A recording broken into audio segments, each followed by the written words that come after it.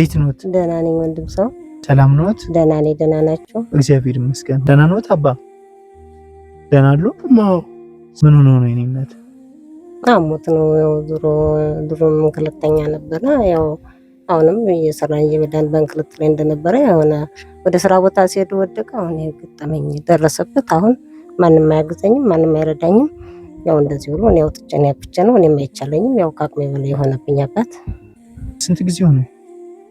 አሁን ወደ 3 ወር እያለ ነው።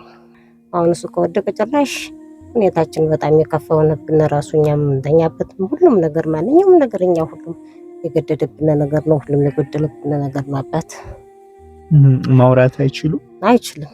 እኔ መናገር አንደበት የለ፣ እጁን የለ፣ እጁ የለ፣ ቀኝ እጁ ግማሽ ገለው ጭራሽ አይሰራም፣ አይንቀሳቀስም።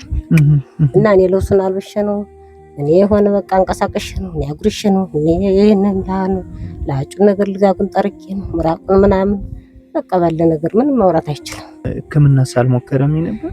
ሕክምና ያው በሕክምና ክትትልም አለው። አሁን ሕክምና ክትትልም አለው። ትንሽ እንደዚህም ህይወቱን ሊያቆየው የቻለም ሕክምናው ነውና አሁን ክትትል አለው በቃ። እና 3 ወር ሙሉ ሲቀመጥ ምንም ነገር አያወራም። ማውራት ፍላጎት እያለው አያወራም። ሁሉ ነገሩም መንቀሳቀስ ሽንትም ሆነ ማንኛውንም ነገር እሱ አያውቅም፣ አይችልም። ሰላም እንዴት ናችሁ ውድ ቤተሰቦች? እኒህ አባት እንግዲህ የምታዩአቸው ከሚሄዱበት መንገድ ላይ ወደቁ፣ አዝሯቸው ከዛ በኋላ መንቀሳቀስ አልቻሉም። በሰው ነው የመጡት ወደ ቤትም። ከዛን ቀን ጀምሮ መንቀሳቀስ አይችሉም። ከእንደዚህ አይነት አደጋ ነገር ፈጣሪ ይጠብቃችሁላችሁን። እኒህን አባት እንግዲህ የእሳቸውን አካውንት እናስቀምጥላችኋለን። በምትችሉት ነገር አግዟቸው፣ እኛም የምንችለውን ነገር እናደርጋለን። አብራችሁን ቆዩን። መጣንሽ እናት። እሺ አባት።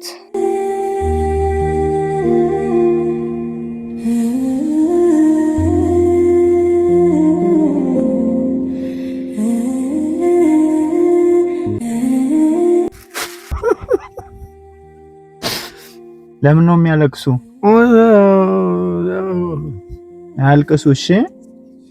አሁን እኛ ያመጣንልዎት ሽሮ በርበሬ፣ 100 ኪሎ ጤፍ ዱቄት ለዳቦ የሚሆን ፍርናሽ እስከነ ኮንፈርት አድርገን ነው ዘይት አድርገን ያመጣንልዎት።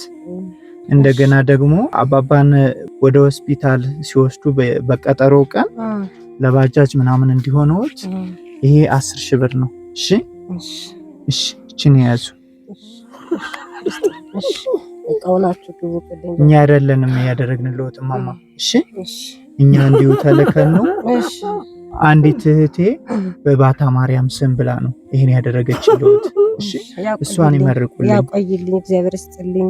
በፈጣሪ የመውጫ ይመስላል መቋሚያ መወጫጫ ያድርግልኝ። አሜን። ከርሞ ሰው ይበልልኝ። እናንተ ሙላችሁ ግቡ። አሜን። ከርሞ ድረሱልኝ። አሜን። በጌጥ በአበባ ኑሩልኝ። አሜን። እርሷንም ደግሞ እንዲሁ እግዚአብሔር ይጻፍላት። አሜን። ያቆይልኝ፣ ያኖርልኝ። የእሱ አምላክ የደካማው አምላክ ይጠብቅልኝ። አሜን። በቃ ውላችሁ ግቡልኝ፣ ተኝታችሁ ተነሱልኝ። አሜን። በሰፊው ኑሩልኝ። አሜን። በቃ እሱም አሁን አፉ ባይናገር እያለቀሰ ያለ እየመረቃችሁ ነው። በቃ ሁሉ ነገር ውስጡ እንትን ብሎ እየመረቃችሁ ነው ያለና እሷንም እግዚአብሔር እንዲሁ በባህር መስገቡ ይህንን ጽፎ ያቆይልኝ። የመንግስተ ሰማያት መውረሻ ያርግልኝ። አሜን። እግዚአብሔር ይስጥልኝ፣ አሜን። ያቆይልኝ። ደህና ሁኑልኝ ወንድሞች። አሜን።